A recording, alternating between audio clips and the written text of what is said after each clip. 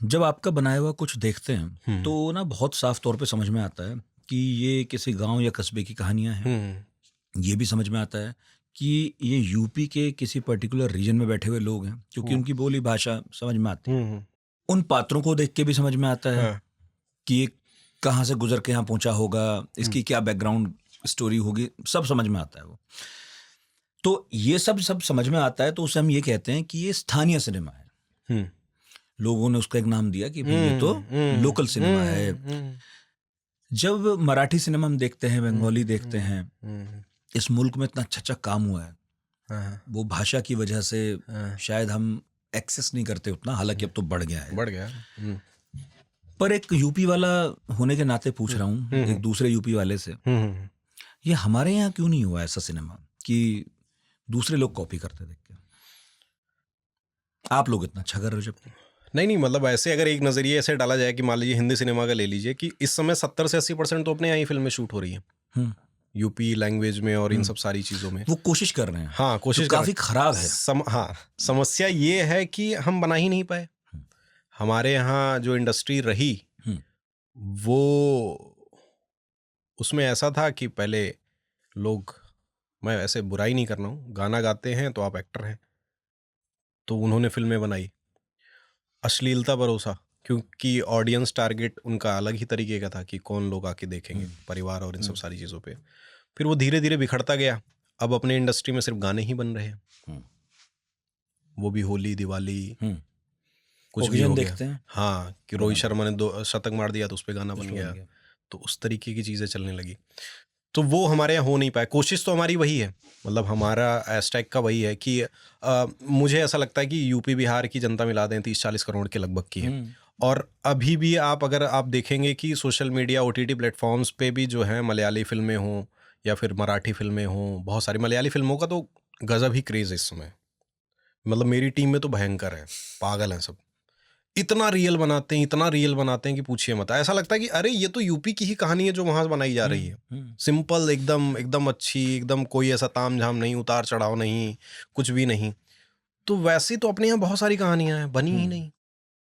तो कोशिश वही है कि हम वो लेके आ सके, वो मतलब जब क्रांति मैं कर सके। वही मराठी देखता हूँ या साउथ हाँ, इंडियन हाँ। कोई सिनेमा देखता हूँ, मुझे लगता है कि वहाँ का फिल्म मेकर एड्रेस करने की कोशिश कर रहा है ऐसे ऑडियंस को जिसको मान के बैठा है कि ये समझदार लोग हैं, बुद्धिजीवी लोग हैं, मैं इनको ऐसा ही कुछ दूंगा, ये मुझे स्वीकार करेंगे।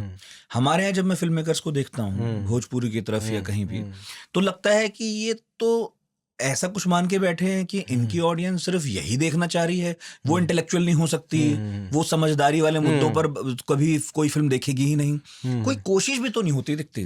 जबकि आप जैसे जो यंग टैलेंट हैं जो यूपी से ही आते हैं, वो कोशिश कर रहे हैं सीमित संसाधनों में, इन पे इतना पैसा है, वो कोशिश भी करते नहीं दिखते। मेरा ऑब्जर्वेशन ठीक है? नहीं सही है? सही सही, आप बिल्कुल सही कर रहे हैं। लेकिन अभी क्या, बीच में मैंने एक फिल्म देखी थी अपने, क्या कहते हैं, भोजपुरी ही फिल्म थी, नितिन चंद्रा नाम है शायद उनका, और उनको नेशनल अवार्ड भी मिला है। मैं नाम में हो सकता है ऊपर नीचे हो जाए।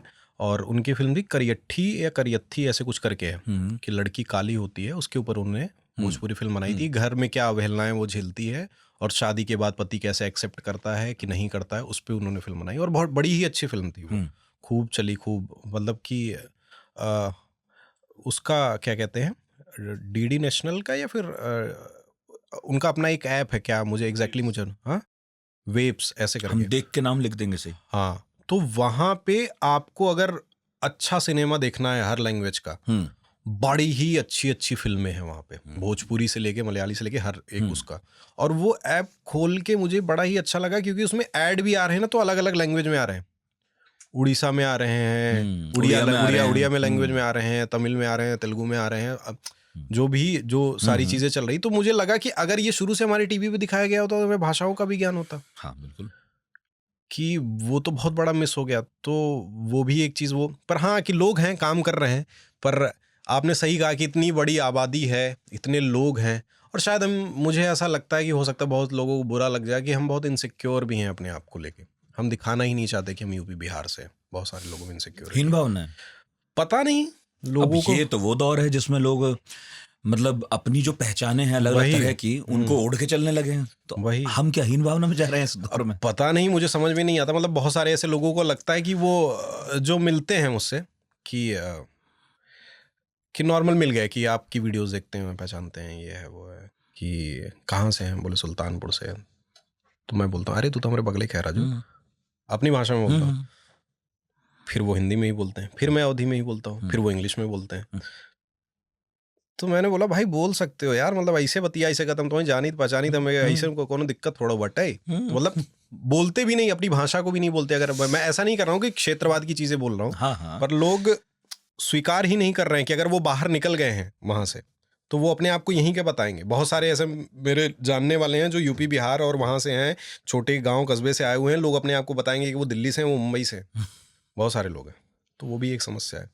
और वैसे फिल्म मेकरों की भी है जो भी है, क्योंकि सबको बॉलीवुड हिंदी सिनेमा तक पहुंचना है, वही वाला सिनेमा करना है, वहीं की फिल्में प्रोड्यूस करनी है। हालांकि मैं बताऊं कुशल भाई, मुझे जो याद है आज से कोई 16-17 साल पहले पश्चिमी यूपी में धाकड़ छोरा, संदूक में बंदूक जैसी कुछ फिल्में आई थी जिनमें वो कम्युनल हार्मनी की बात भी कर रहे थे, इंटर रिलीजन शादियों तक की बात कर रहे थे।